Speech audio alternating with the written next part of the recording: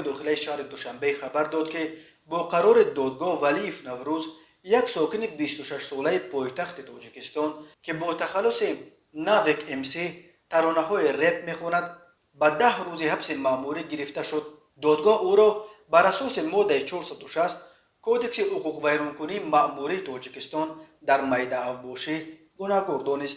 مرکز مطبوعات ریاست وزارت کارهای داخلی دوشنبه در شرح این پرونده گفت اخیرا در اینترنت ویدیو یک حالت بی‌ترتیبی و کردار دغل ضد جمعیتی یعنی قصداً از جایش برکندن تجهیزات خودکار بانکی از جانب یک نفر جوان 20-25 ساله نشر شد.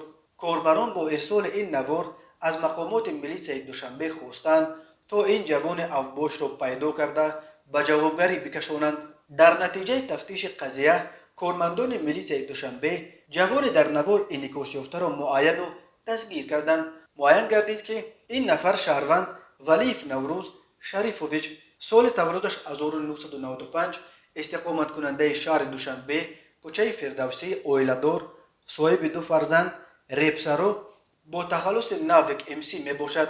ضمن سنجش حادثه های نامبرده ابراز داشت که سنه 25 ایون سال جاری تقریبا ساعت 16:00 دقیقه با مقصد گرفتن مبلغ به نقطه دستگاه خودکار بانکی که به شرکت دوشنبه سیتی تعلق دارد رفته کارت خود را به بانکمات وارد ساخته است که با سبب نقصان تکنیکی داشتن دستگاه مبلغ گرفته نمیتواند. از این حالت نامبرده عصبانی شده با ویران نمودن ترتیبات جمعیتی دستگاه خودکار بانکی را از جای نصب شده برکندنی شده یک چند مراتبه به دستگاه ضربه میزند.